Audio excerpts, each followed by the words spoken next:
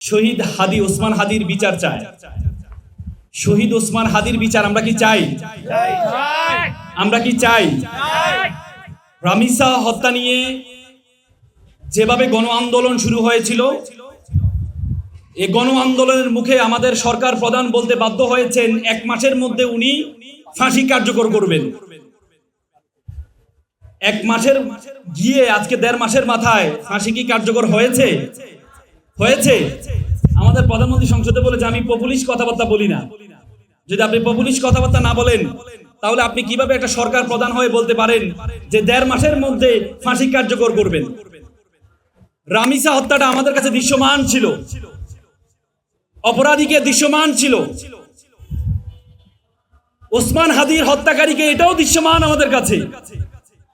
কিন্তু সে ওসমান হাদির রামিসা 4 দিনের মাথায় চার্জশিট দিয়েছে, 20 দিনের মাথায় বিচার করেছে।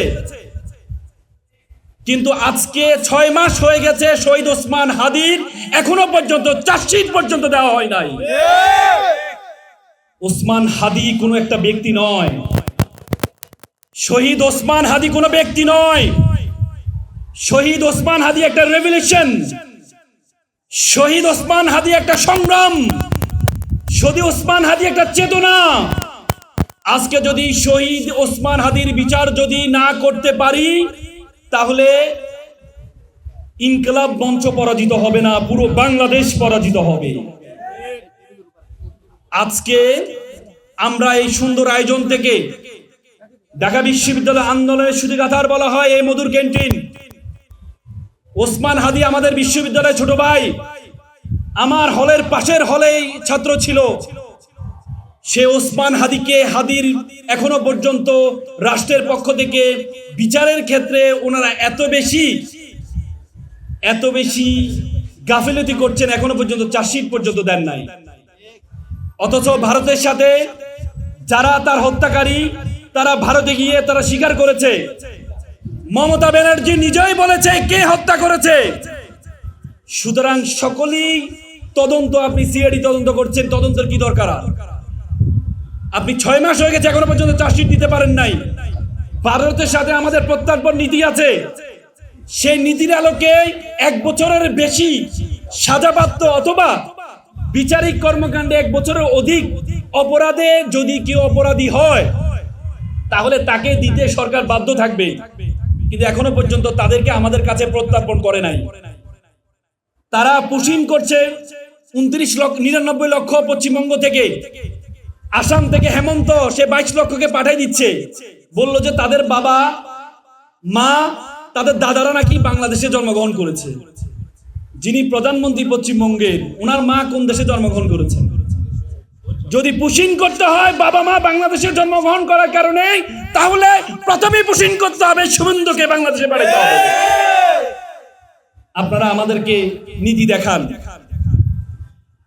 আজকে সরকারের পক্ষ থেকে আমাদের একজন মন্ত্রী, আমাদের সরকারি দলের মহাসচিব, তিনি বলেছেন 3 মাসে আওয়ামী লীগ 15 বছরে যত উন্নয়ন করে নাই, 3 মাসে নাকি ওনারা তার চেয়ে বেশি উন্নয়ন করেছেন। আচ্ছা, উন্নয়ন কার ভাষা? উন্নয়ন স্বৈরা শাসকের ভাষা। যারা স্বৈরা শাসক হতে চায়, যারা স্বৈরা শাসক ছিল, উন্নয়ন হচ্ছে তাদের ভাষা। শেখ হাসিনা আমাদের উন্নয়ন দেখাইতো, বলে যে উন্নয়ন করছি, ভোটার অধিকার দরকার নেই, উন্নয়ন করছি, কোনো বিচার দরকার নেই। এই সরকার আমাদেরকে এখন উন্নয়ন দেখাচ্ছে। এই সরকার সংস্কারকে বাদ দিয়ে দিলেন, কোনো শব্দ সংস্কার বলতে কোনো শব্দ রাখলেন না। একটু আগে আমাদের এনসিপি একজন নেত্রী বলেছেন সরকার সংস্কার শব্দটা বাদ দিয়েছেন।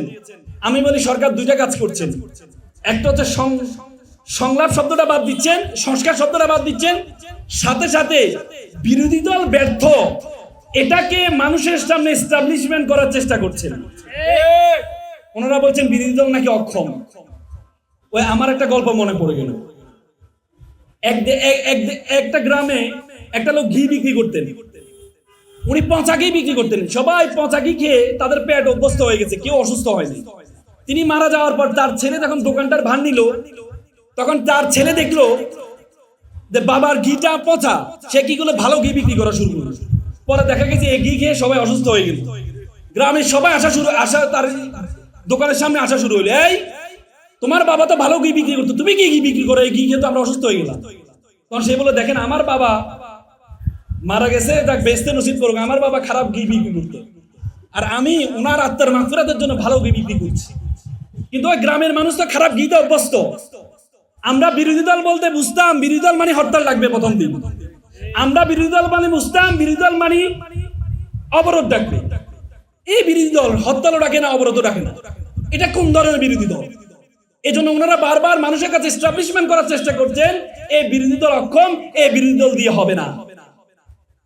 ভাই, এই বিরোধী দল অক্ষম নাকি সক্ষম ওই পাশে বসলে কিন্তু বুঝা যায় না। আমি ফুয়াদ ভাই যখন পাশে বসছি, ফুয়াদ ভাইয়ের মুখোমুখি চোখাচোখি কিন্তু আমার হচ্ছে না, কিন্তু উনি যদি আমার সামনে বসতেন তাহলে আমি বিরোধী হিসেবে ওনাকে দেখতাম, ওনার কি কি লুপহোলস আছে। তো এই সরকারি দল তো এই যে বর্তমান বিরোধী দলের সাথে একসাথে পাশাপাশি বসছেন, এজন্য তাদের কি শক্তি সামর্থ্য আছে এটা উনি দেখেন নাই। আওয়ামী লীগকে জিজ্ঞেস করেন এই 11 দলের শক্তি সামর্থ্য কতটুকু আছে। গতকাল একটা ভিডিও ভাইরাল হয়েছে, বিদেশে একটা ভিডিও, উনি বলছেন বিএনপি আমাদের মূল শত্রু নয়, 5 মিনিট বিএনপিকে আমরা রাজপথ থেকে উঠে দিতে পারবো, আর আমাদের মূল শত্রু হচ্ছে জামাত, বলেছে না? তারা তো বিরোধী মুখোমুখি ছিল, এজন্যই তো 3 আগস্ট জামাতকে নিষিদ্ধ করা হয়েছে। তো সুতরাং আপনারা বিরোধী দল অক্ষম বলে আপনাদের দুর্বলতা ঢাকতে পারবেন না। গণ অভ্যুত্থানে পরবর্তী 2বার বেনিফিশিয়ারি, 2বারই আমাদের বর্তমান সরকারি দল।